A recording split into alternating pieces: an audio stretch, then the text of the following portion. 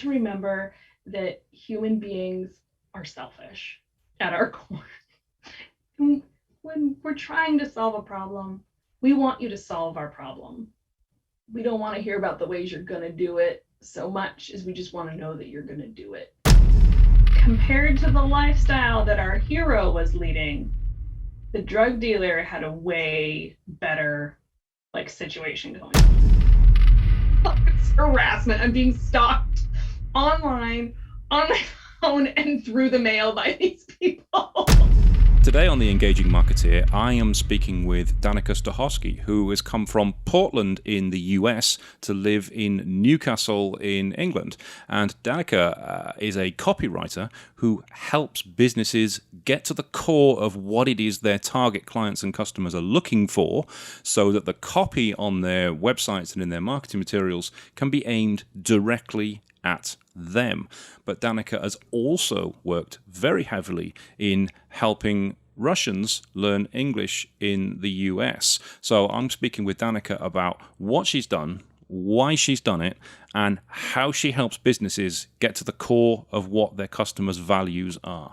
To start off, I was just looking at your About Us page on your website. Yeah. Where you talk about wanting to be the bad guy in Miami Vice with a pool and exotic pets. It was not necessarily as a child, it was not necessarily what the day in, day out looked like.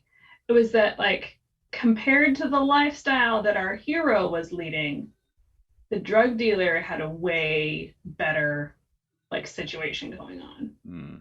Supermodels, white furniture, tigers, pools. Yes, there was a mountain of cocaine and probably a whole lot of violence that I didn't really pick up on, but all I did was walk into the room and say, oh, I want white tigers in a swimming pool. Do I have those things? No.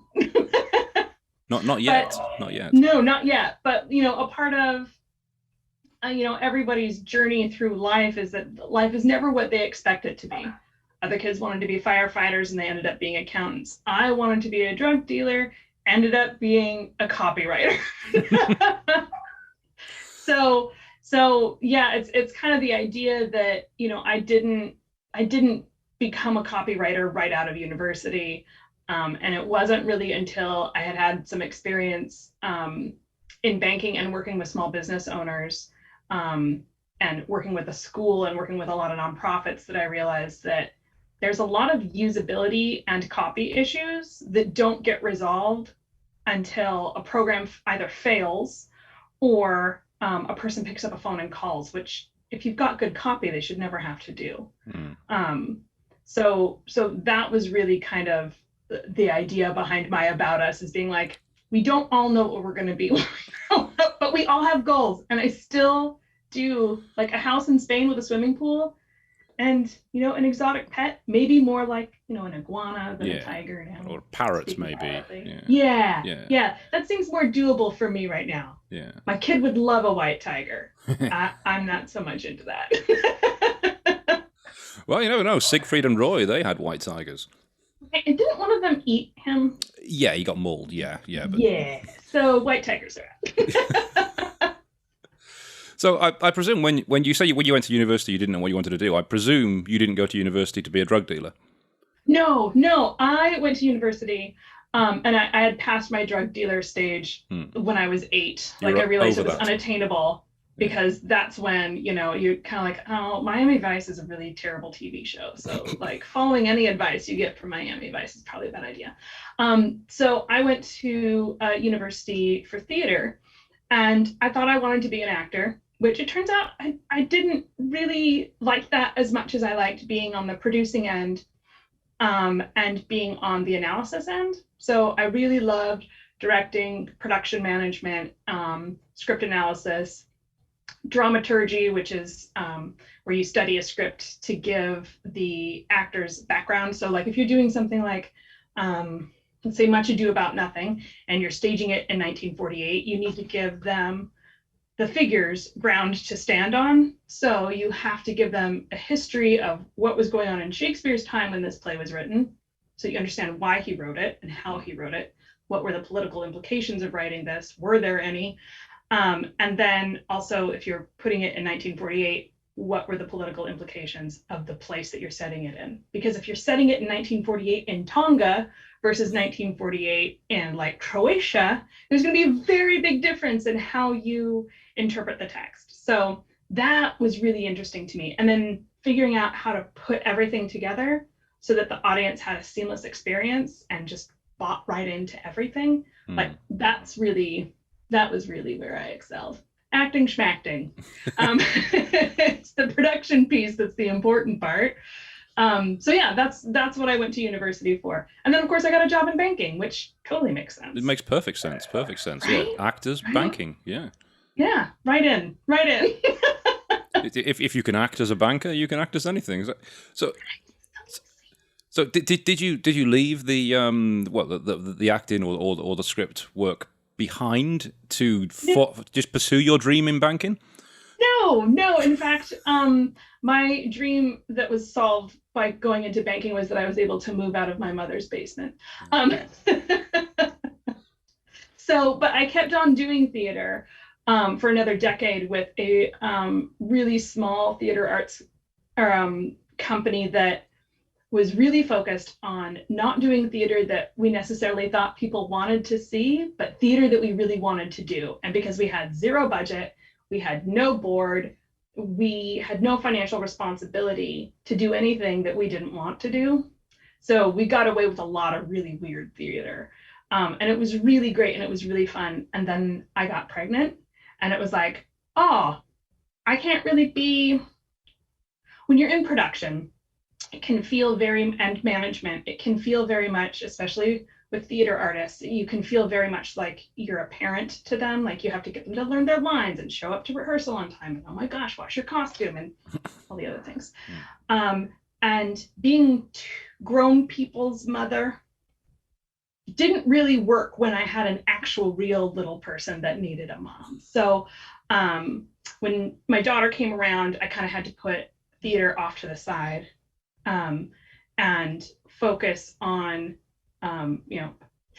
providing for my small little family, which is when banking really became the thing that saved me, and small business and learning about small businesses and helping them navigate the world of banking really became really important because it was how we were surviving, really.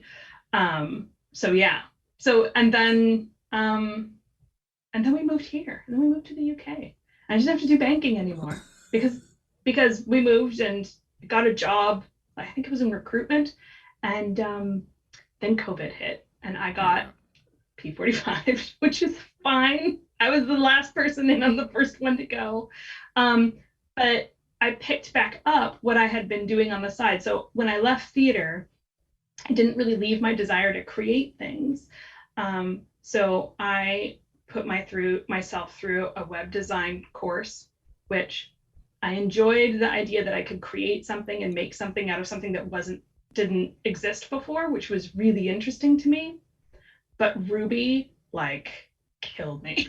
Ruby killed me. And I made a Ruby site. It was terrible. I still get notes from Heroku telling me that my code is corrupt, and I'm like, yeah, I'm never logging back into that thing. If you're going to pick up web design, Ruby's not really the simple language to start with. Well, we did. It was HTML and CSS. Okay. Started there, and then it was like, we're just going to sprinkle some Ruby in here so you can get. And I was like, oh no, this is so bad. But I finished. And I got it done, and the test site functioned the way that it needed to for the assignment. But I knew that moving things a pica at a time over to get it all to line up, that really wasn't in my wheelhouse. Perfection is not something that I believe in, so it's very difficult to be a designer and not believe in perfection. That's the whole point of design. But what I did learn is that I really like the idea of the usability piece and working with people to get them to interact with the interface. So in between the website stuff and taking a formal UX course, I stumbled upon this problem with my kids' language program. So the problem with the language program is that one, it was designed to bring Russian students who were from a refugee population, designed to help them learn English so that they were up to speed and ready to go by the time they hit what you guys would call secondary school. So middle school for us, secondary for them. And the problem is that the enrollment wasn't keeping up with where the district needed it to be. So where the I guess the city council needed it to be. They were thinking about shutting the program down. Now I had just enrolled my kid in this program. And it's like, well, there has to be something we can do. The program had existed for almost a decade before we got in. And the population it was serving was, again, it was, there were Russian refugees that had been removed from Russia right before the fall of the Berlin Wall. And the reason was their religious conviction. The Russian government at that time, or the USSR, wanted to be the religion. They couldn't have anybody else believing anything else but in the USSR. So the United States said, we'll take them, and they ended up in Portland. The problem is that because of two things, because of their religious exclusivity, they only wanted to practice with each other, and they only spoke their own language. It made integration very difficult for them and for their families because they didn't feel accepted, but they didn't want to accept anything else because they were refugees. They just wanted to go home. Like, they don't want to adopt Western values. They don't want to adopt any of this. They just want to go home. But they couldn't. So they raise their children, and their children are locked in a language barrier because they only shop at Russian stores. They only go to Russian church. And then when they enroll them in school, their children suffer because they don't speak the language. So this program was designed to help them. And by the time 10 years had passed, mixed in that group had been some immigration as well. So immigrants had come in and mixed in with them. And the difference between a refugee population and an immigrant population is huge. The outlook on life is huge. How they perceive the world is different. So there were some immigrant Russians mixed in, but their ability to integrate was easier because they wanted to be here. And that's where the program kind of fell apart. The enrollment wasn't high enough in order to justify keeping the program. So it started off with 2 kindergartens, and they were supposed to be at least like 60% Russian speaking and 40% English speaking, because the idea is you put them in with English speaking kids and they will gradually learn the language just through absorption. And it worked great because they'd start off, all the English kids would show up at kindergarten on the first day, and the Russian kindergarten teacher would start the day, and 90% of the day was in Russian. And little kindergarten English speaking kids were just like, wait, what? I understand nothing. What is going on? But the Russian kids, it's the one place in the world outside of their home and their church where someone understands them. And that breaks down barriers. And then gradually through the years, the idea is that it starts at 90% Russian, 10% English, and it decreases by 10% for every year that they're enrolled. So the next year it's 80% Russian and 20% English until you get to the 5th year in the program, and then it's 50-50. So that's the idea behind the program, but not enough families were enrolling because it was either too far for them to travel, or they didn't know about the program. And the Russian families that were immigrant families, this was really interesting. The Russian immigrant families were kind of like, oh, well, that happens. We'll move on to the next thing. They had adopted a very American way of dealing with some stuff. And they were just like, well, the refugee families were heartbroken. Like, this was their doorway for their children to try to just crack the code a little bit and get in. And so instead of going to the district with, how can we make this better? They came to the district with the attitude of, this isn't right. You're persecuting us because we're Russian. You give all this funding to all of the other language schools, which is not true. You help all the other language schools, which is not true. And you're doing all of this for them. You're picking on us because we're Russian. So I entered into all of this with my can-do American spirit. Let's go fix this program. So I held a big open session for all the families to come and just air their grievances, get it out of the way, and then let's get a plan together on how we're going to tackle this issue. How are we going to save this program? And no one showed up. Oh, not a single person showed up. It was heartbreaking. So, but I knew that they needed help. And the teacher, I picked up all my cookies and all my big, sheets for brainstorming and all of that stuff, threw it out the window. And I went to the teachers and I said, what did I do wrong here? Because you know more than I do. And they're like, you're too optimistic. You're too American because you're not one of them. And so you need to approach this differently or you're never going to make it. It just won't work. And I was like, okay, what can I do? And they're like, well, first of all, go through us if you want to talk to the parents, because they're not going to listen to you. You're some crazy American lady. They're not going to listen to you. So I said, okay, agreed. But I was able to, through them, get a hold of several moms who were Russian speaking and several moms who were Americans who had enrolled their students just like I had. And I just talked to them about what their enrollment process was.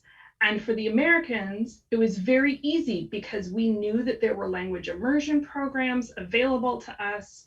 We knew how to navigate a website. We knew exactly what to do, where to click, and how to navigate the whole thing. It was very easy for us white middle-class ladies to figure this out. For the Russian families, they heard about the program through their churches. Their delivery mechanism was very different. They heard about it from friends and family. They heard about it through their churches. They did not hear about it through the website or through, just mom gossip, all of that stuff. Their mom gossip was all in Russian. Our mom gossip was all middle-class white ladies. So the idea was, okay, so we need to tap into the networks that these people already access. So that would be their churches. But also their Slavic radio program that goes on, this Slavic exclusive fairs that they have, go through the Facebook groups that are for Russian speakers, and get a hold of all of those people, all of that media, and work that angle, because then you'll get more Russian families from farther flung to come to the program who aren't necessarily really website savvy. On the other hand, going through the PPS or the Portland Public Schools website to find the Russian immersion program was impossible. In fact, the only language that was listed as a secondary language, even though Portland Public Schools has the largest library of language immersion programs, the only one that was on there for an option was Chinese. There's like 6 or 7 Spanish immersion programs in PPS that they weren't even listed on the website. Yeah. So I took it upon myself to find out how the other language programs were doing, what were their enrollment numbers, what were they doing that was working, what were they doing that was not working, and they were more than happy to share everything with me. So then I came back to the teachers with a plan, and the executable plan was, we need a video for the website. We need, and that video needs to just go everywhere. Like, it just needs to go on every platform possible. We need to rethink about where language programs are placed on the whole thing. So it wasn't just about revamping the Russian immersion program. It was about making dual language immersion a bigger part of the enrollment process for the entire district. So bring Vietnamese up as well, bring everyone, because if we just raise the water, all boats will rise. So we just have to make this available to everybody. So it really was a matter of working with Portland Public Schools and working with their usability issues, and fixing that. And all of a sudden, with the media blitz, with the video that we worked on, we went to the local high school and had their film studies group make us an industrial film, which was really great. And the Russian teachers were extremely supportive. They went out and found there was a Russian composer who lived nearby, and they had him compose music for the video. We had all of the Russian moms and English-speaking moms. Some of them were willing to go on camera and talk about their experience on the video, which was super great. And working with Portland Public Schools, they didn't believe that there was a big enough Russian-speaking population to save the program. They're like, it's not in our data. It's just not going to work. And I was like, well, let's just try it. Let's just see what happens. Let's do a media blitz. You don't have to do it. I'll do it. Let's just get the website fixed so that it's usable. Let's get the video out there. Let's get it on. Let's put Russian immersion on like the nav screen for the elementary school that hosts it, because it wasn't even there. Like, it was just invisible. And so we did the blitz. It took about a year to roll out everything in scheduled fashion. So like, we were advertising, 4 weeks before open house, 3 weeks, 2 weeks, 1 week, releasing press releases at the right time, and just really, really engaging with how parents enroll and when they enroll their kids, and really engaging with that process. And we created so much demand for the program that they had to have a wait list. And I was so excited for them, because this group of people who felt so persecuted and so left behind, because they've been left behind before by their government. Like, I'm not surprised that that was their reaction to Portland Public Schools saying, we're closing your program, that they were like, how can you take this away from us? And I'm not surprised at all. But that we were able to save it. And now it's still going. In fact, I went onto the Russian immersion program, the website, they haven't changed it really at all from on the elementary school or the primary school website. But Portland Public Schools, the big programming, they've made all of the languages more prominent. They've put them all out. The enrollment, like the kindergarten enrollment process, it used to only be available in English. It's now available. They have a little video, and it's available in all of the immersion programs that they offer. I'm so excited that the dual language program decided that all of their languages were worth investing in, instead of just Spanish and the Chinese program. So again, it was a matter of raising the water for everyone so that all the boats were floating. The Russian immersion program, since we put in place kind of the media program, the scheduled dates of X number of weeks before open house, this is what you do, and here's the schedule, and this is how you roll it out. When we moved, I left it with one of the teachers, and she has kept it up. She's kept the program the same. She has the same schedule. She just rolls out the same thing and they have not been in the same position again. So since the revamp of everything, and a lot of it was changing the language of how you talk about language immersion for those Russian families. Like, a lot of them were really worried that what it was going to be was just a language program that taught their kids English and told them to throw away their Russian. Like, it's a real fear that they had, that their culture and their language would be stripped from their children, and that they would be left with children who only spoke English. So it was really interesting that we were able to change the way people think about things and change the way that people used the service to get their kids in. And that's what triggered my interest in usability and copy, because it was just so powerful. It changed the lives of all these people. And kudos to the teachers and the parents who, after they saw what it could do, embraced it all the way. They were like, okay, we're committed to this. We're going to keep doing this same process over and over and over again. And I think, I want to say that was in 2016 is when we got the news that there would only be one kindergarten. And by 2017, we had both the kindergartens back and a wait list. And that felt great. Like that felt amazing. And that's really what started me down this path of usability and copy together. Yeah, it sounds like what you've done there is what you talk about with your copy as well. It's about identifying who you're actually going to be writing the content for, who the target customer is, and then using what's important to them, what their values are, and the type of language that they use, so that when you're talking about the Russians sending their kids to the school, they know that they're not going to have their identity stripped. They're not going to be taken away from who they are. It's important to them. Is that a similar way to where you work with businesses, that you work out who their customers are and what their values are and what's important to them? Yeah, definitely. So one of my clients that, she recently, it's really great. She's had a big transformational moment. So we're going to have to redo some of her copy. That she really thought that what her clients loved about her service was that she loved their dogs. So she's a dog walking service that takes the dogs out on adventures in a safe way, because they're always with trainers.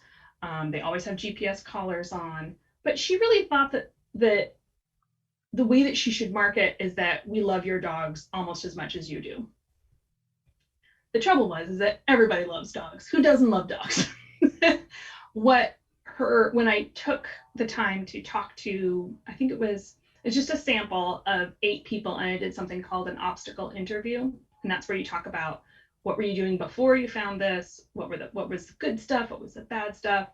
And how did you decide that this was the solution for you? A lot more questions, but that's basically the idea. Yeah. And what I found was that they love that she loves their dogs, and that the other trainers love their dogs. What they love is that they're with trainers, not somebody who has a dog walking license. What they love is that their dogs are safe when they let them go with somebody else, because in general, the service is very expensive. And the reason is because of all of the work that goes into working with the dogs. There's only 4 dogs per trip. There's not a pack of dogs, it's just 4. And from learning that, she was able to really see where the value of her service was, and her copy switched from being based around what does she do for them. It was less about here's what I do, and it was more about that safety and the training and how professional they are. So it was less about here's what you get, and it was more about here's how we're going to help you to feel comfortable with giving us your dog. It's all about the safety. It's all about the training. It's all about these things that these people kept reiterating over and over again. And I don't think that they realized that they were doing it. They were like, oh no, Carrie loves my dogs. It's great. But my dog's well trained now. Yeah. And I feel really safe giving my dogs to them and taking them out. I had another one. They thought that the value of their product was that it was really convenient. And it turns out that what was really valuable is the fact that there were only, there was a limited number of seats in the room. So they thought, the idea that this networking tool was really convenient was what was selling it. But what was selling it is that there were only so many people in the room, in the digital room at a time. And so you didn't have a wall of Zoom faces. It was just 4 people. With 4 people, you have good mix that you can try to work with, as opposed to a wall of people or one-on-one, which could be really weird sometimes. I mean, if you go on a lunch club date, that could be kind of, have you ever done lunch club before? I've never done lunch club, no. Okay, so lunch club, it used to be in person, where it's like dating for businesses. Right. They set you up to meet somebody for lunch to see if you have any, business cohesion or anything like that. Their algorithm does all the work. Well, now they do it online. But the trouble is that if you wind up for an hour with somebody who's just like the algorithm got it all wrong, it'd be a tragic waste of an hour. So yeah, it really is based around, what does your client say? What does your client want from you? And then you put put that on your website. Like, if you're at an apple market and everybody's selling apples and everybody's screaming at the top of their lungs, I have apples. But what your customers want is they want a sweet apple. Then you want to make sure that you say, I have sweet apples, or I have crisp apples, or I have, really tart brambly apples, whatever it is, whatever you're selling. You have to tell them what exactly it is that you're selling, and you have to use the language that they use. The Russian language thing was a real trip because I had to go through like several translations to get it right. Yeah, it's using the language that your end user is using, and use the word "you" for goodness sake. Get rid of all the we's. always about the you. Always about the you. Yeah, quit weeing all over your customer. So I love that. There's so many websites that I see that the website copy just talks about themselves. We do this, we do that, we're qualified in this, we've been doing it for this long. Nobody cares. Yeah. Nobody cares. It's hard to wrap around. I think it's hard to remember that human beings are selfish at our core.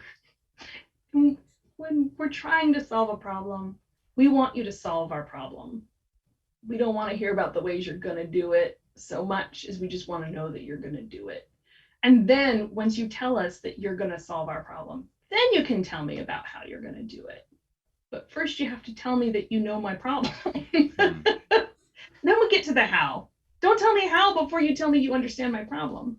So how do you get to the motivations of say you work with a business? How do you get to the motivations of their clients, their customers? This is going to sound wild. You ask them. Ask their customers. Just ask them. And there's a lot of different ways to do it. And really depending on your budget and your time frame, because you can get quality and timeliness. You can choose the three. You can get quality, time, or what is it? Quality, time, or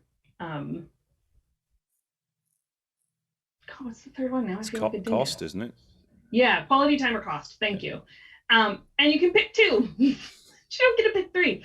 So you can do the quickest way, but the most expensive way, is to do those obstacle interviews. And the obstacle interviews, those take about 20 to 30 minutes to do.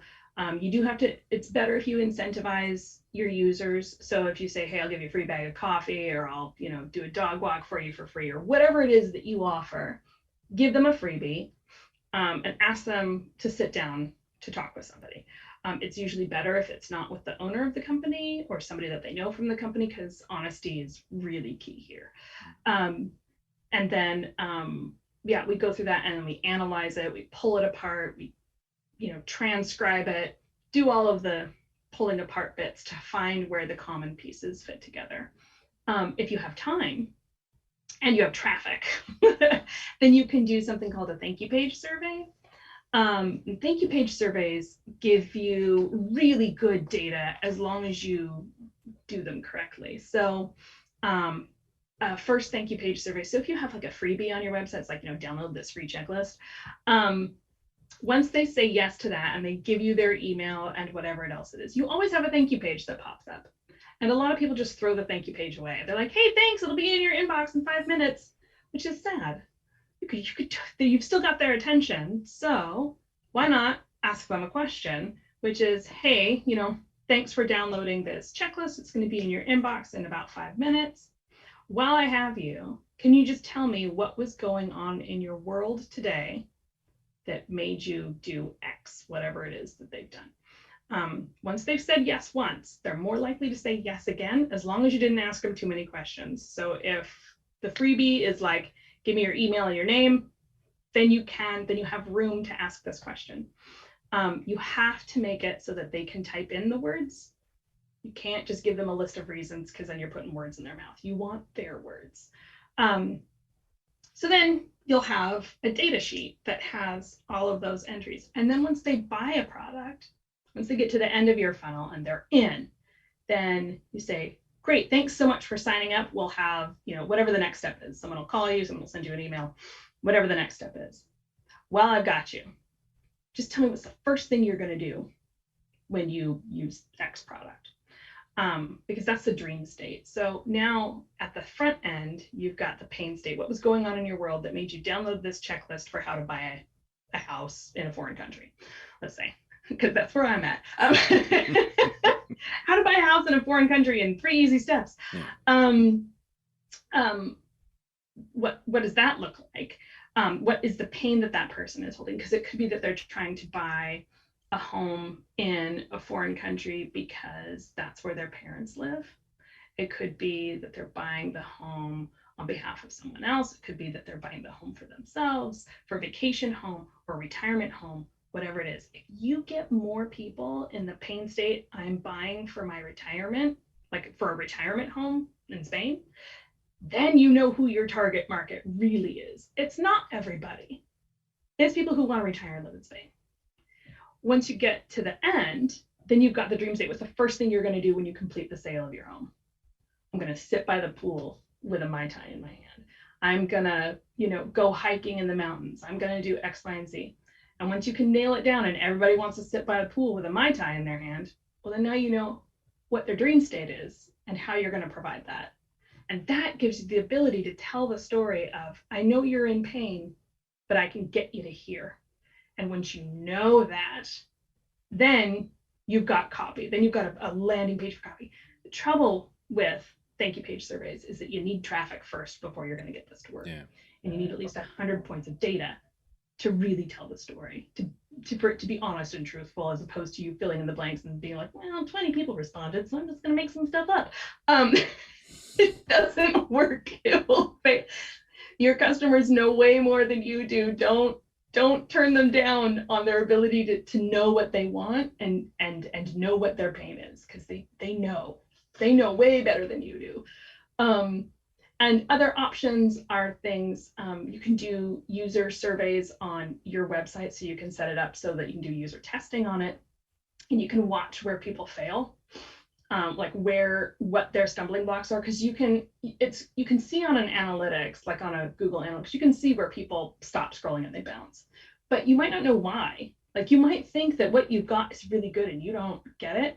You can implement user testing, and then you can ask them, or really good users will talk their way through it, and they'll say, they'll scroll down a web page and I say, I don't know if I should click on this button or not, because I don't know what this button is going to do. Now you know it's the button copy. So it might be that you need to put a little bit of fine print on the bottom. It might be that you need to change what's going on in the copy there, but they'll walk you through it, and the feedback is fantastic. You can do guerrilla user testing, which is where you set your laptop up in a coffee shop and you offer to buy random strangers. I'm on it, seriously, random strangers. Buy them a coffee. Ask them to go through your website and talk to you through it. That's not very British, that. It's not very British. No. So instead... Talking to weirdos. No. Yeah, talking to weirdos doesn't work out. But if you go to usertesting.com, you can assign users. It can get pricey. I'm not going to say that it's not expensive. But you'll get the answers that you're looking for.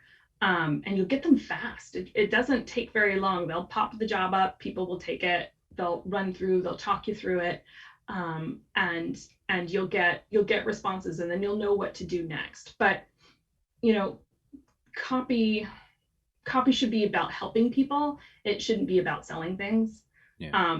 Because the copy is really powerful. And you've seen, I signed up for something that I saw that was super cheesy because I wanted to be taken on their copy journey, and I was like, you know what? For 37 pounds, this is worth it. This looks terrible. I'm going to do it.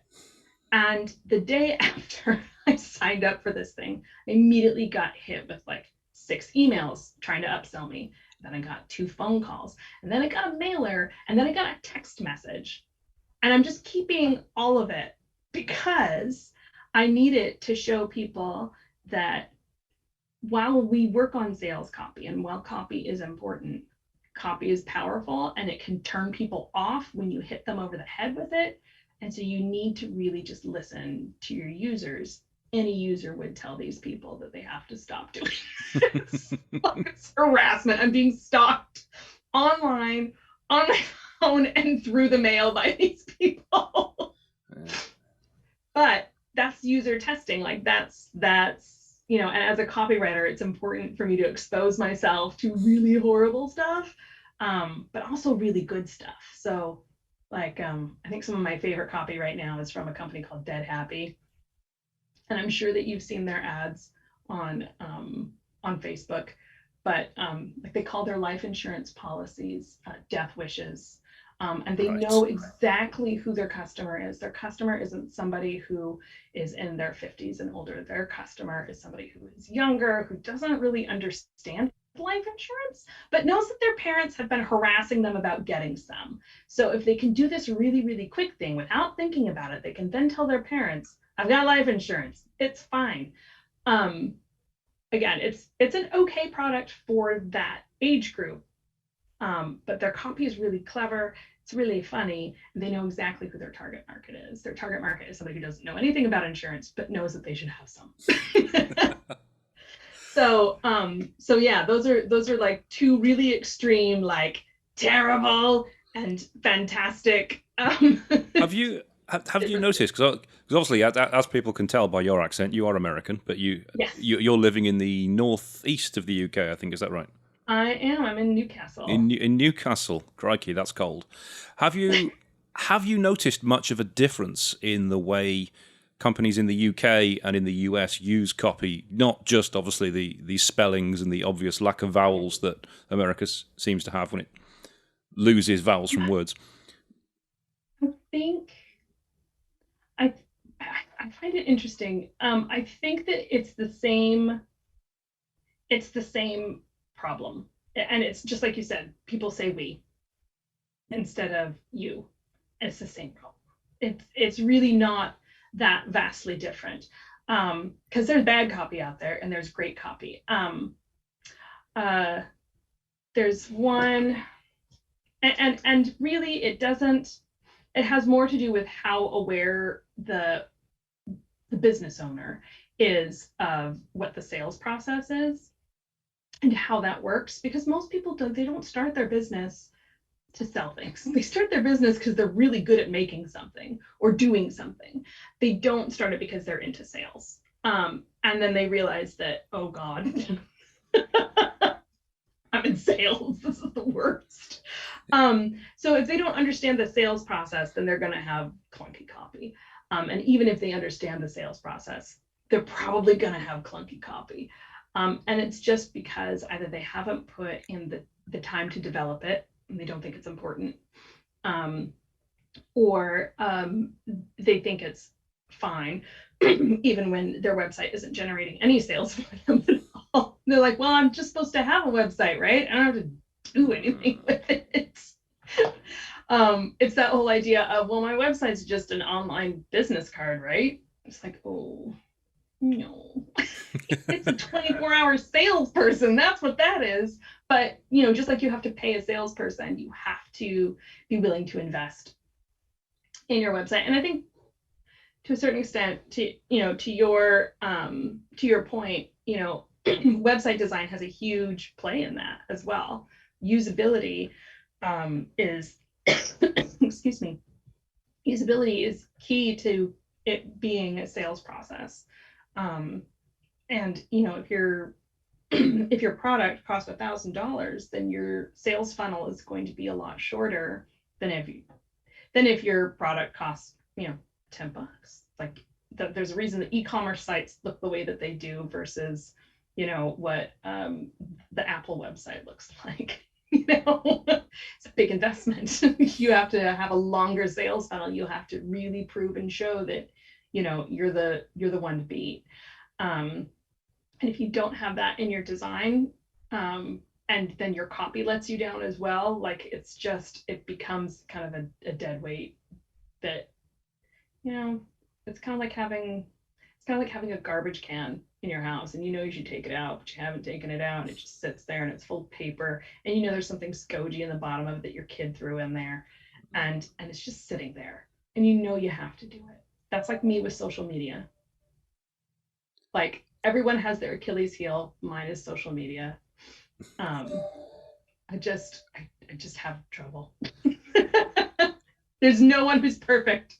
Yeah, I've seen on your website you've got a blog about how blogs are far more important than social media. That's driven by your hatred of social media, by the look of it. Well, it's also driven by metrics. So if you spend $200 on social media, having someone manage your social media, the return on social media is like, the ROI is around 4%.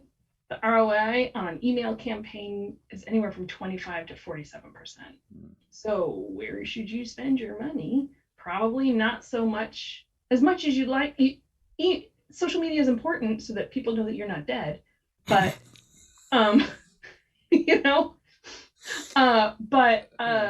if you had to choose between what to put your investment into, I would say find an SEO expert and invest in them. Get yourself where you need to be. But then again, it does depend on who your audience is. If your audience is on TikTok, hammer down, like make TikTok content. If that's where your audience is, if that's where they live, go there. I did actually, from what you say about websites, sometimes people see them as a virtual business card or digital business card. I did hear somebody many years ago talk about their business saying that they don't sell anything online because their customers don't buy their products online. And I always said at the time, no, your customers don't buy your products online. Your competitors' customers buy their products online because you're not doing anything with your website. But they were insistent that they didn't buy products online. And they sold sprinklers. I know that Amazon sells a lot of sprinklers because I just bought one. Amazon do sell a lot of sprinklers. Yeah. It was such a close-minded attitude that they had, that because they'd never had anything through their website, they assumed that the websites were irrelevant and their customers did not use the website. And in a way, they were right. Their customers did not use their website. That's the bit they got right. And it was infuriating. Yeah, it's one of those things where I think that in marketing, and we all know this, that it's so much easier to work with a customer who knows the value of good marketing than it is to try to convince somebody who doesn't that they should. So what I've found is that when I run into that kind of, but nobody buys this service through this, I have to say, people are buying life insurance without meeting with anybody. They're signing up to have a conversation about wills without having previously met the solicitor. They're buying houses without having walked into the actual house. And they're buying sprinklers off of Amazon. Yeah. So if you're not going to sell a sprinkler, are you like, what do you do? Is the next step for someone to come out and give an estimate? Then you should sell the estimate. Like, what are you actually selling? And you have to, in order for them to understand their customer, I think that it always goes back to, have you talked to your customer? Like, my website doesn't work. Have you talked to your customers? Like, do you talk to your customers? What does their feedback say? What does your competition look like? Like, what does their website say? What did their customers say about them? Why are they not talking about you? Like those kinds of things. I worked on some spa copy for a Korean spa in LA. And one of the things that the woman who owned the spa really wanted to do is make sure that she incorporated, like, she got it, she understood that she needed to, in order to revamp the website and go after a whole different customer, she still needed to use the copy from her old customers. She still had to lock in on that. She just had to be selective about what she was using. So from going to a spa that just offered services that you had to come in and pay for, she wanted to do a day spa. So it had to be an all day long experience. So even then, we had to go to her customers. And I told her that in 6 months, once she's had enough customers in, you can do the thank you page surveys for your customers when they're walking in your front door. Just ask them, what's the best part about coming in here every time you come in here? If you're an in-person service, like your sprinkler guy is only in person, you can still ask these questions. Just keep a log. Like, the coolest part about it is that it not only improves your copy, but it helps you to serve your customer better. If you know that most of your customers are using your sprinklers because they're growing greenery inside of their sunroom because their sunroom is leaky in the winter, and they can't really use it, so they've turned it into a greenhouse. If you know that that's what it is, then you could offer a whole set of services that can help people convert their sunrooms into greenhouses. Like, there's a whole market there that you might not have even realized was happening. But you have to ask your customers, or you lose an opportunity to grow. And then they'll go somewhere else and buy their sprinklers online because it's way easier. Yeah, it is way easier. It is far easier. Yeah. Everything you've said, it's great to hear that there's other people out there doing this and asking the customer what it is that they want, what it is that they value about the service, what it is that they like. We did exactly that a few years ago. We did a survey of all of our clients, and just like you said, we didn't get either me or the other director to do that. We actually got somebody independent to do the survey, because it's just easier talking to somebody who you're not going to offend. Yeah. And we got some surprising results from that, because there are things that we thought we were good at, or things that we thought that clients liked, and there were things that they told us that we were good at or weren't as good at, so that gave us opportunities to improve. It is so worth doing that. Even if you're not looking to sign up new clients right now, right, it's still worth doing that, because it'll help you keep the ones that you've already got. People, unfortunately, it goes back to people being selfish. People are always like business owners, they're afraid to ask because they don't want to impose. That's a very British thing. It is a very British thing. Don't want to impose. And it's couldn't possibly ask. Couldn't possibly. No. Couldn't possibly. No. They like to be asked. People love to tell you about their experiences with your company, good or bad. That's why Amazon reviews are full of hilarity and anger. Because people love giving their opinion, despite being British. Even the British people love to give their opinion. I worked for a company that writes wills, and their whole thing was that, well, our clients our target market isn't extremely old, but they're not really young. They're kind of in the middle. Like, we want the 40, 50-year-olds, people who may still have children in the house, but like they're looking to the future as when, those kids are going to move out, or they're empty nesters. Like, that's our sweet spot. And so instead of talking about things as like a death wish, that's far too young, we talked about getting a will as being able to think about the fact that you have a life now, and what do you want life to be like for your loved ones afterwards? Like, and really focusing on, look, you're living life. Life is great right now. How do you want that to look when you can no longer control it? Not, you're not going to live forever, so you're going to have to plan, because nobody likes to hear that. But like, hey, what if you could, it's almost like you're there. Like, you can help them pay for school, or help them, do all of these things that you want them to accomplish and you want them to do, but you might not be around. So how do you make sure that that still happens?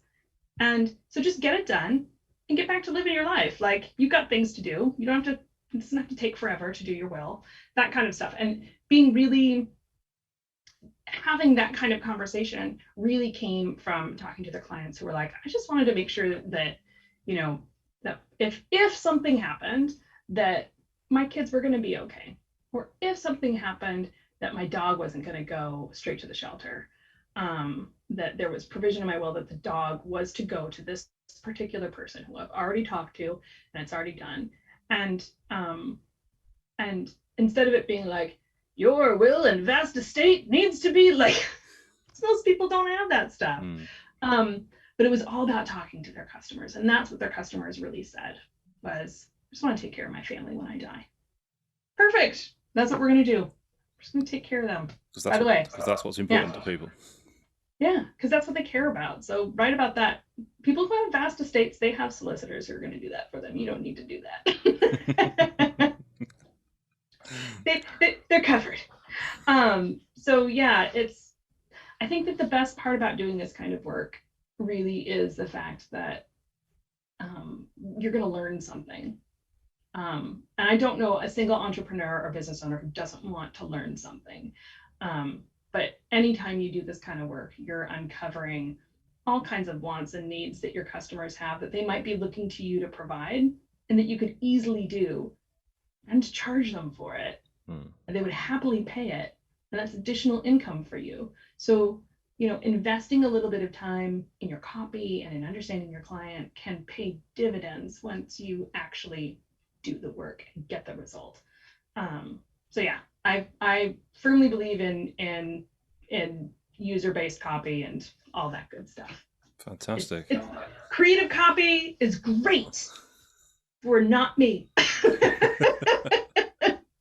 I'm data-based. and on that note as well, then, as a final point, if somebody wants to work with you based on what you've said today and how you've talked about how you work, what's the best way for people to get into contact with you?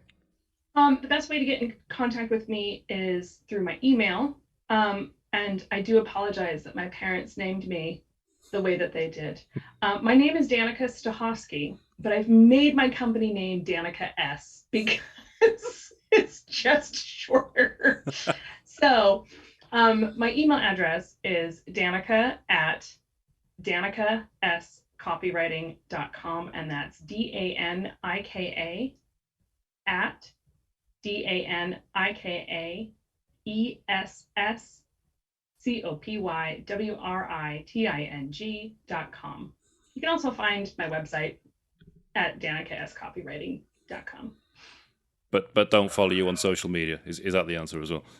Well, you can follow me on social media, but friends, it's everyone's got their failing, and social media is my Achilles heel. You can find me on LinkedIn as well, but if you get a hold of me through my website, you'll be able to see more of kind of the work that I do, and you'll get a better idea. But LinkedIn works. Facebook is kind of a dead zone because I like working with business owners, not necessarily just people who love cat videos. Okay, thank you very much for joining me today. I really appreciate it, and I've had a lot of fun talking to you, so thank you. Thanks, Darren.